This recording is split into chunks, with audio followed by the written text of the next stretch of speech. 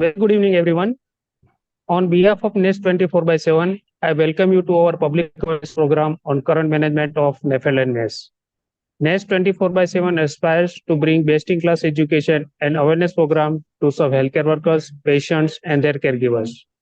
Today, we have the renowned gastroenterologist from Lucknow, Dr. Prachi Daga. She needs no introduction. However, I would fail my duty if I don't mention that. Dr. Prachi Daga is a leading gastro in Lucknow, providing a comprehensive and compassionate care to many patients for various gastrointestinal and liver conditions. She has experience building a clinical skill set that allows her to deliver patient-centric care. She is currently associated with KGMU Hospital at Lucknow as a senior consultant. Ma'am, we salute your dedication to spreading awareness related to liver health. So now I invite Prachi Daga to enlighten us on the topic NASH knockout, the tips for healthy liver. Madam, over to you.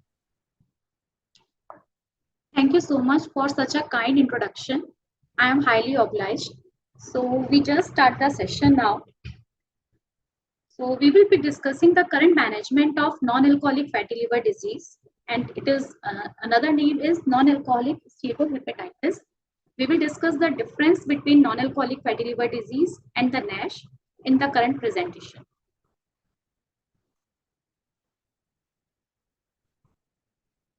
So first of all, we should learn something about the liver, because the disease which we are discussing today, it is related to liver. As we all know, liver is the second largest organ of our body. It has a weight of around 1500 gram with only 5% of the fat. And as we all know, it is located in the upper right portion of our abdomen, or we can say on just above our stomach and intestine.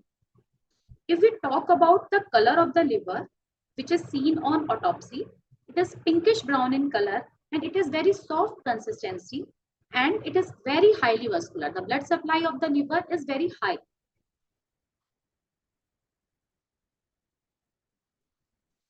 Now we will discuss the function of the liver. What is the function of our liver? There are multiple functions. It helps us to destroy the old RBC. It helps us in regulating the blood composition. It also produces bile, and it also produces some proteins and cholesterol, as well as it also helps in detoxification of the blood plus breakdown of alcohol and medications. So it has lots of function. Now we will talk about what is mean by non-alcoholic fatty liver disease. As I told you before, that if we talk about the content of the fat, liver contain only less than 5% of the fat of the total weight of the liver. So if there is a content of fat which is more than 5% of the weight of the liver, which occur not because of alcohol, then it is known as non-alcoholic fatty liver disease. If the deposition of the fat remain untreated, then what will happen? The content of the fat will increase, and in the meanwhile, this will lead to the inflammation followed by destruction of the liver cells, which are known as hepatocyte, and thus it will progress into NASH. What is NASH? Non-alcoholic steatohepatitis. So as we all know, what are the risk factors of non-alcoholic fatty liver disease? The most common risk factors are overweight or obese persons, diabetes, type 2 diabetes mellitus, or any patient with high cholesterol. These all are the patients which have increased risk of non-alcoholic fatty liver disease. Now we will discuss the prevalence of non-alcoholic fatty liver disease. So what is prevalence? It means that out of how many patients patients will have the non-alcoholic fatty liver disease in the population. So if we talk about out of 4 patients, every 1 patient is having non-alcoholic fatty liver disease, which means deposition of the fat in the liver greater than 5%, irrespective of their weight. But if we talk about in diabetics and obese patients, then out of 10 patients, out of 10 non-alcoholic fatty liver disease, 6 patients are diabetic, and out of 10 non-alcoholic fatty liver disease patients, 9 patients are severely obese. And it is more common in male gender as compared to the female gender. Now this is the progression of non-alcoholic fatty liver disease. So as I told you before, our liver is very soft, pinkish in color, highly vascular if the liver is healthy. When the fat deposition occurs, the color of the liver changes, and even on ultrasound, it becomes hyperechoic. That is, it becomes highly shining. So with the deposition of the fat, the liver also becomes enlarged. The size of the liver increase. In our language, it is known as hepatomegaly. And with time, if it remain untreated, if we work from here on fatty liver disease, this is reversible. If nothing done at this stage, then it will lead to fibrosis or scarring, or we can say the destruction of our liver cells, which are known as hepatocytes. And after that, this destruction, it will lead to the cirrhotic liver, which is also known as which is shrunken liver, and the liver will become very hard. So this stage is irreversible. This stage is completely irreversible. In this stage, there is a chance of that it can be reversed, and fatty liver is completely reversible. But we all need to work over it. So as I talked before, difference between the NAFL and the NASH. In NAFL, there is only accumulation of the fat. But if we talk about the NASH, there is accumulation of the fat plus inflammation and scarring. Scarring occur because of the destruction of the liver cell. So deposition of the fat, or we can say accumulation of the fat, is known as steatosis. Steatosis will lead to inflammation of the hepatic cell, which is known as NASH, and scarring of the liver, which is a benign condition. It is also known as fibrosis. So these are the risk factor, or these are the causes of non-alcoholic fatty liver disease. So as we all know, obesity, very high intake of the cholesterol, high fatty food, or we can say that trans fat ingestion also leads to the fatty liver disease. Metabolic syndrome, because of some sort of medications, and those patients, those persons who have a very sedentary lifestyle. What is metabolic syndrome? Metabolic syndrome is the combination of multiple factors. If a person is obese, or having diabetes mellitus, or having high triglyceride with a pre-hypertensive range of blood pressure like approximately 130/90, with abdominal girth of greater than 88 centimeter. So these persons come in the syndrome of metabolic syndrome. These persons have a high risk of non-alcoholic fatty liver disease. Yeah, we all know every disease has some sort of genetic background. So this disease is also have some sort of genetic background, even which is known as lean NAFLD. What is lean NAFLD? Lean NAFLD means that the person is lean and thin. He is not obese, and he is also very active. But then also fatty liver disease occurred in that person. In some cases, it may be because of their genetic background or because of their epigenetics. So this is the same thing. Being overweight or obese will lead to the deposition of the fat, and obesity increases the deposition of the fat to around 5 to 10%, and ultimately it will lead to NASH, or we can say scarring of the liver. So in diabetic patients, if we talk about the diabetic patient, there is a high prevalence of non-alcoholic fatty liver disease in diabetes. It is 2 to 4-fold increased risk of developing diabetes. Basically, diabetes and NAFLD are interconnected. In diabetic patient, NAFLD is common, and the patient those who are suffering from NAFLD, diabetes is common. Now, how you will present, how a person will of a non-alcoholic fatty liver disease will present, what are the symptoms, how he will able to diagnose himself or herself that he is having some fatty liver. So generally it is asymptomatic. You will have no symptoms, and you just do an ultrasound or some blood investigation, and it's just an incidental finding. But in some cases, the patient or the person will have some fatigue, or they may be having some discomfort or pain in the right upper quadrant. So when the person is having some sort of fatigue and discomfort, it's likely that he is having only fatty liver disease. But in severe cases, when scarring occur, or we can say patient has led up to NASH or the cirrhosis, in such cases, there may be the distension of the abdomen because of the accumulation of the fluid.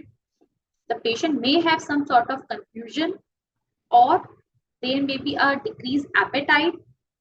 Some bruises may be seen, or there may be swelling of the foot.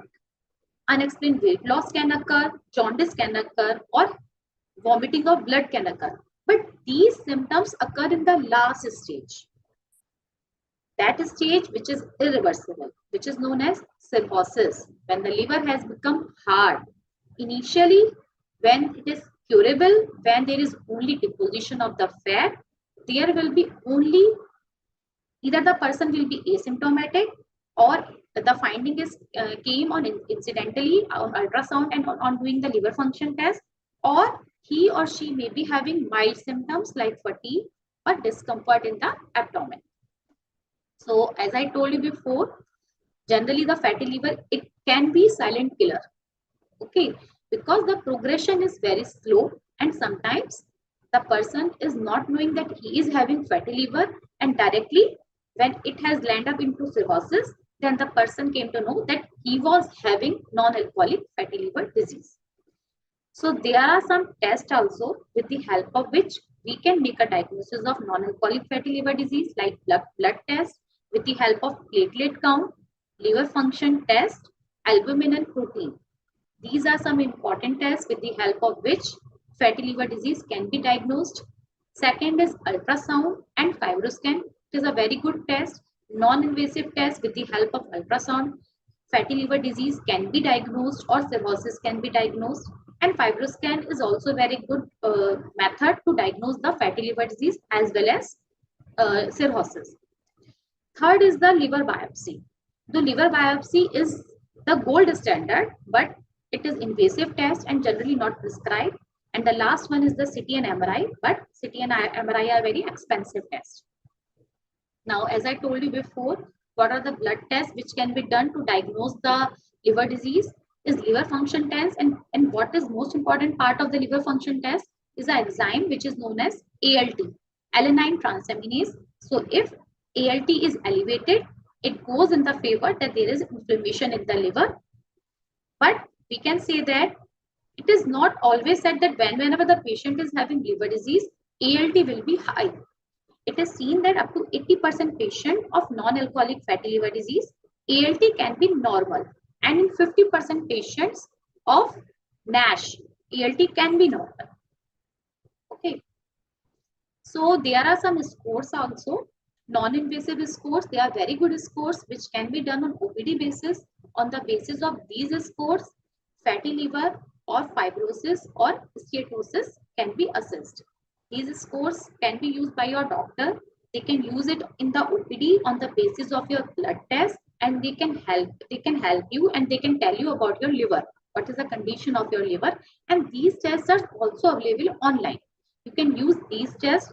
You can write FIB4, and in these tests you have to write your age only, and about what is your AST and what is your ALT, which is a part of your liver function test report, and platelet count, which is a part of your CBC.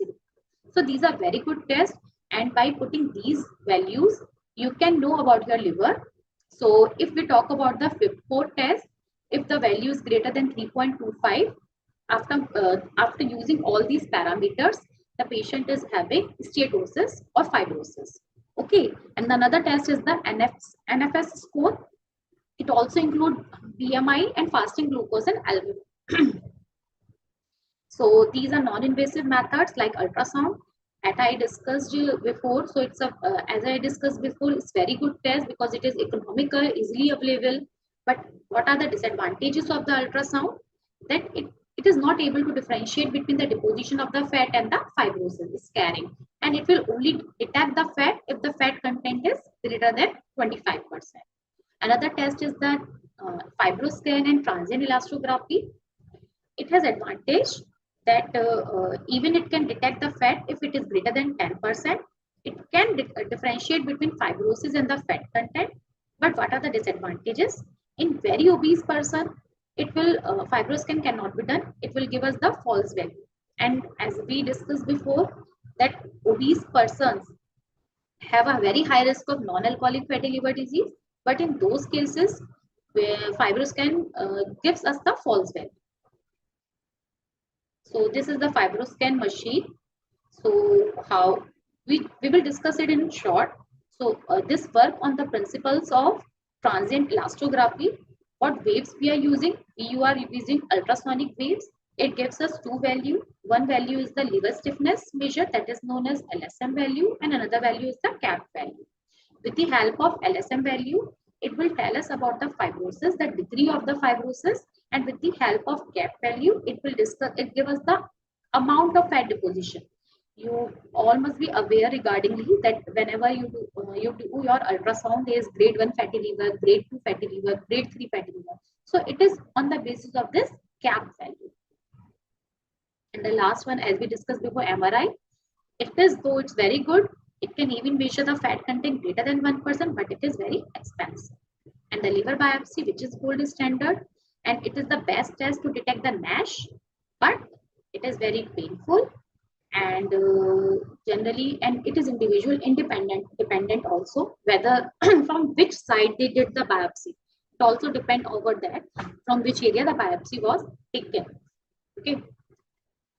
So this is the progression chart, that if you will not treat your non-alcoholic, that non-alcoholic fatty, if a person is suffering from non-alcoholic fatty liver disease, that what is the chances of getting a fatty liver. So as we have seen that there is, if in a general population, out of 100%, out of 100%, there is a chances of 70 to 75% per patient will be having the only fatty liver disease, and 20 to 25% will have NASH, that is scarring of the liver. Out of this NASH, out of these 25% patients, there is only 11% chance over the period of 15 years that they will go into cirrhosis. And out of those 11% patients, there is chances of cancer, which is known as hepatocellular carcinoma, in 7.2% persons over the year of 6.5 year, and there is a chances of decompensation. Decompensation means that the accumulation of fluid or upper GI bleed, these symptoms can occur over the year of 10 years up to 19 to 45% persons. So this is a very good line, that act before it's too late. Non-alcoholic steatohepatitis, because it is more serious form of non-alcoholic fatty liver disease, in which we will have scarring of the liver, and NASH will lead to cirrhosis and can also lead to liver cancer. So it's better to treat non-alcoholic fatty liver disease in its initial stage only. Now we will discuss the treatment in short. We all know the treatment. What are the initial treatment by which the fatty liver disease can be prevented, and it can even be treated with the help of diet, with the help of exercise, lifestyle modification, and new medications are also there. What diet the patient should have? They should have the Mediterranean diet. You can say green leafy vegetable should be the part of the diet. Low fat, low carb, and high protein diet. The motto will be low fat, low carb, and high protein diet is a part. Exercise is, if we talk about the exercise, they should have the brisk walking. They can do stationary cycling. At least 150 to 200 minute exercise per week should be done. If lifestyle modification, smoking should be avoided, alcohol should be restricted, and do not remain dependent on medications, because they will also affect your liver. These painkillers should be avoided, especially paracetamol should not be taken on everyday basis. And so why we are working on our diet? Because we want to lose the weight. So if whatever may be your current weight, if you lose 3 to 5% of your body weight, it will help you to improve your fatty liver, that is your steatosis. And if a weight loss of 7 to 10% of your body weight will be done, then it will help you to reverse your NASH features, non-alcoholic steatohepatitis. So the combination of hypocaloric diet and moderate intensity exercise will provide you the likelihood of sustained weight loss. So it is said that the steatosis can be reversed if the weight loss is done greater than 3%. Ballooning or inflammation can be reversed if the weight loss is greater than 5% can be done. NASH can be resolved if greater than 7% of the weight is done, and fibrosis can be reversed if the weight loss of greater than 10% will be done. So this is the diet chart, what a person should have. So on this is written, it's just as we all know that our diet should be rich in vegetable, fruits, whole wheat, grain, olive oil. The food should be cooked in olive oil, beans, nuts, legumes, and what less we have to eat. Red meat and sweets should be eat very less often, and fish and seafood can be taken often, and water intake should be very high, and everyday physical activity should be done. Aerobic exercises and strength training, resistance exercises, both helps in reducing the fatty liver. By doing the aerobic exercises, it reduces the liver fat content, maintain healthy weight, and improve the cardiovascular conditioning. By doing the resistant exercises, it helps in reducing the liver inflammation, improve the glucose absorption and insulin sensitivity, and improve the metabolic parameters with less energy consumption. Lifestyle tips to tackle the non-alcoholic fatty liver disease and NASH: get enough vitamins and minerals, regular medical checkups, get enough sleeps at least of 6 to 8 hours, develop an exercise routine, eat small and frequently, that is very important, and have a very low sugar content. So these are some medication which are approved by NASL for tackling with the fatty liver disease. And the most important one out of these, first one is the vitamin E, and the dose recommendation to be taken for the vitamin E is 400 mg PD and at least for 2 years. Second one is the saraglitazole. So saraglitazole is also very good medication, which come by the name of Bilepsa. It is very good medication for reversing the NASH with or without fibrosis, and it works in both diabetics and non-diabetic patients. And the third one is the pioglitazone. So these are some tips with the help of which fatty liver disease can be prevented. Limited intake of saturated fat, trans fat, increase intake of omega-3 fatty acid, eat a balanced diet, limited consumption of the refined carbs, quit smoking, limit and avoid alcohol, and do exercise regularly. Thank you, everyone. So Thank you, madam. I'm just closing the session. Now, please ask if there is any query or any question regarding the topic. Yes, ma'am. Thank you. Thank you very much, ma'am, for wonderful talk. Definitely, this has enlightened us. Now we will take the question from our audience. Madam, there is a one question is asked by the people is that when we have to consult the specialist for this fatty liver disease. So it is, as I told them before, that if they are suffering from any type 2 diabetes mellitus, or they are suffering from, or they are obese, they know their weight, everyone knows their weight about it. So if they are obese or they are suffering from any diabetes mellitus, then they have to do the regular blood checkup. And if their LFT is deranged, then they should consult their doctor. But if they are having some sort of symptoms, any pain, then they will definitely consult to the doctor. But if they are obese or diabetes, then on the basis of their LFT, they can decide to consult a practitioner. Okay, so there is a one more question is that which type of the food and exercise we have to do, but I am definitely sure in your presentation you already explained very well.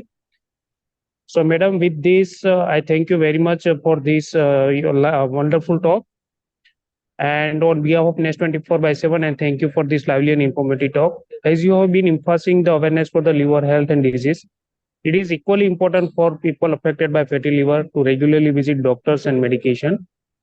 With careful observation and precaution, it is possible to obtain the control of the disease. I would also thank our audience for their active participation and the patience in making this event successful. Stay connected with NASH 24/7 on Facebook and take care of yourself and your family member. Madam, thank you. Thank you very much. Thank you so much for making me the part of your presentation, for making me the part of your this NASH awareness program. We pleasure, madam. Thank you. Thank you.